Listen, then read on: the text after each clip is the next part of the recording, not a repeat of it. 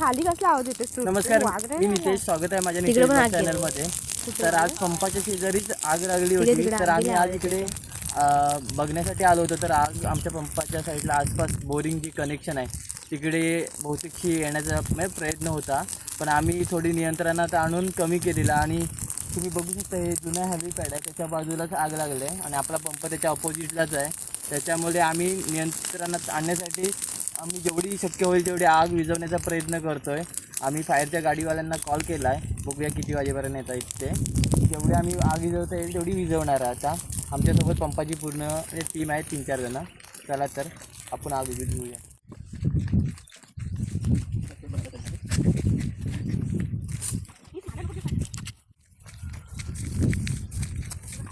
आग बघायला आलो होतो तर आम्हाला कोकणचा मेवा भेटला. करवंद उठले आहेत, पिकलेली नाहीत पण कच्चे आहेत, मस्त लागतात.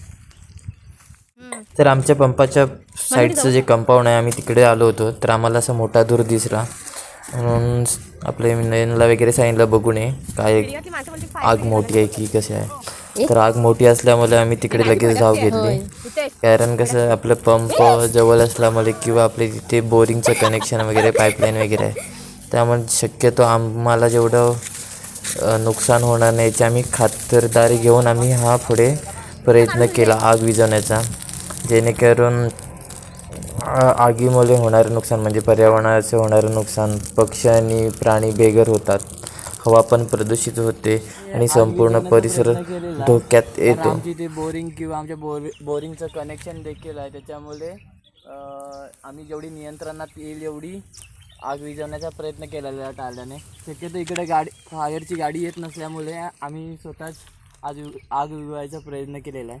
चला तर बाकी अजून काय राहिलं की आम्ही चेक करतो आहे पुन्हा, कारण पंपाच्या आसपास असल्यामुळे आम्हाला सतर्क राहून हे करण्याची गरज असते. चला तर आपण पुढे बघू. येतोय का सर? शिंग बघ ना कशी. तर मित्रांनो, तुम्हाला देखील अशी आग दिसली तर तुम्ही तात्काळ अग्निशामक दलाला कळवा आणि आपलं पर्यावरण वाचवा. असा होता माझा व्हिडिओ आवडल्यास नक्की शेअर आणि लाईक करा. भेटूया नवीन व्हिडिओमध्ये. धन्यवाद.